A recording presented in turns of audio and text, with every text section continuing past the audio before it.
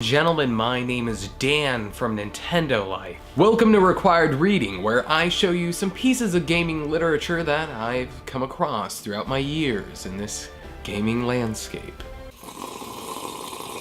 So while of course Alex has been keeping busy, I personally have been going back and playing some of the Zelda games that I unfortunately missed out on. One of the more notable entries that I grievously missed was the fan favorite, A Link to the Past.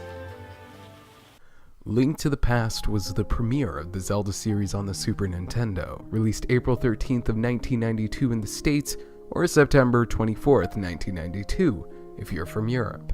Regardless, the third entry of the Zelda saga was one that would anticipate and define the shaping of many gamers' opinions in regards to quality Zelda games, going on to be one of the best-selling titles in the franchise. I decided to play the title on my new Nintendo 3DS via the Virtual Console, making progress on my commute almost every single day until I finished it.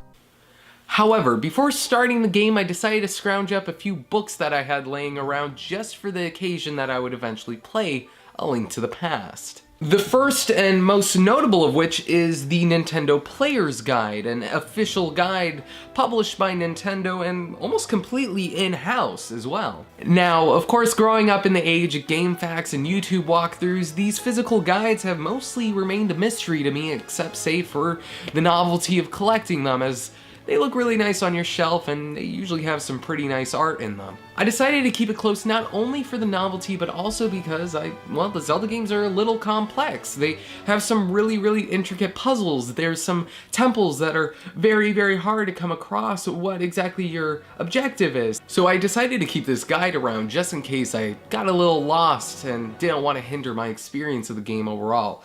What I'm basically saying is I'm not cheating. I wouldn't cheat. That's not what I'm doing. I just have a small amount of time on this earth. You gotta spend it doing what is important.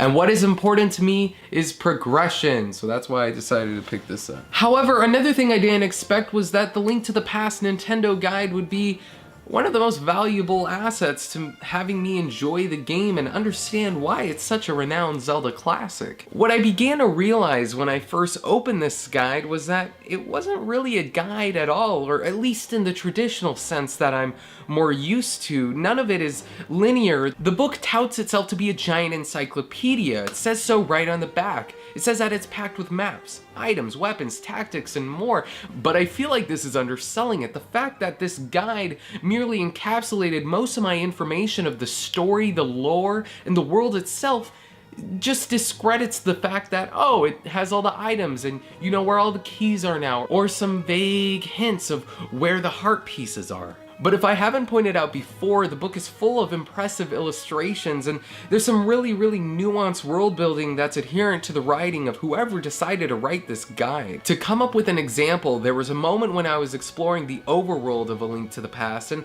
was wondering if there were any sort of side destinations that I could come across of. I scoured over the guide and eventually I found out that there was a fortune teller shop. I knew that I needed to go to the Lost Woods to find it, but not because of the guide itself, but rather a piece of flavor text that was hidden within it.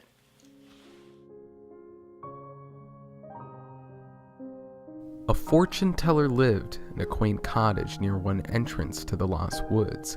For a price, he would stare into a crystal ball to predict the futures of travelers who stopped in. Some people took his predictions seriously and visited him regularly, but others felt that they had wasted their time and money, vowing to never return. Neat, right? It's these added nuances of world building that allowed me to enjoy the game probably in a very unique way compared to others. It was these tiny little details that allowed me to enjoy A Link to the Past much more than other Zelda games.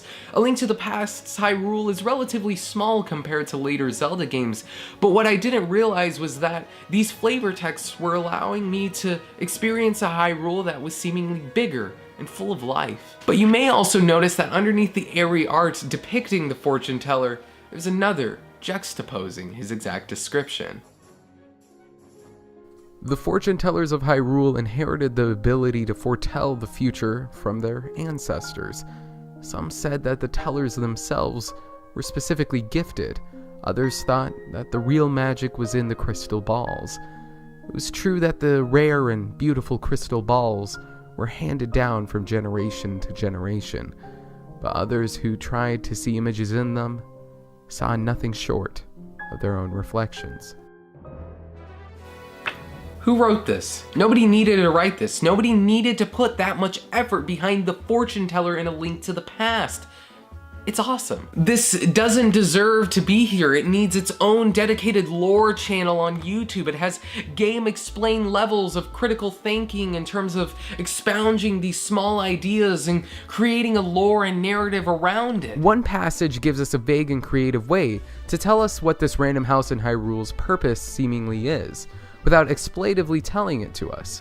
Alone, this is already a lot of effort to explain what is probably a house in the game that you'll probably never visit more than once.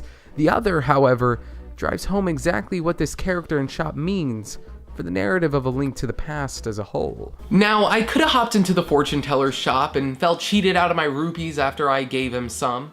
Or I could have learned much more based on the various hints and contextualizations within the guide. This allowed me to feel for a character that should have otherwise been a throwaway character and had nothing written about him for years to come, save for a few mentions and a couple retrospectives.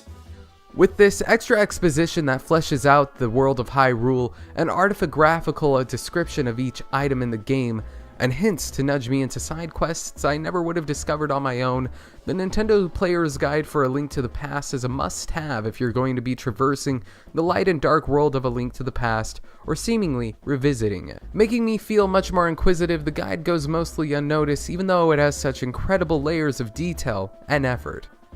Prices for the book are astronomical over at Amazon, but fret not, archive.org has a great scan of the guide which you can peruse to your heart's content. Once finishing A Link to the Past, I decided to go out and find some graphic novels and some manga relating around A Link to the Past, and surprisingly, there's two of them actually.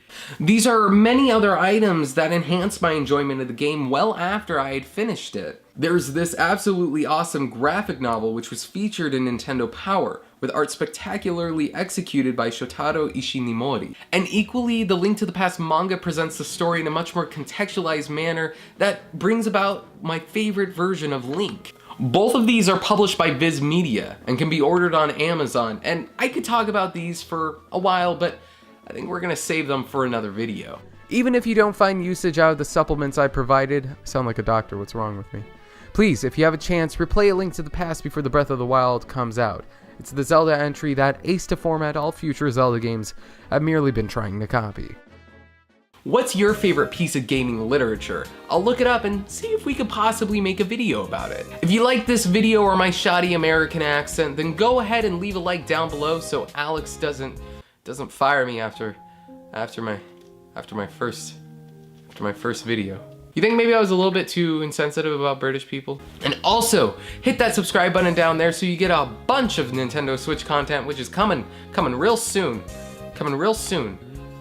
Hope embargo's up.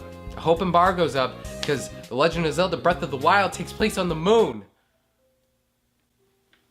Also, check out nintendolife.com for a bevy of Nintendo content. Thank you again for watching. My name is Dan Thompson. You can find me on Twitter at ShadowForks. Have a great rest of your day. May your Goomba stomps be ground pound. I gotta think of an outro. May your Goomba stomps be ground pounds. Have a nice day.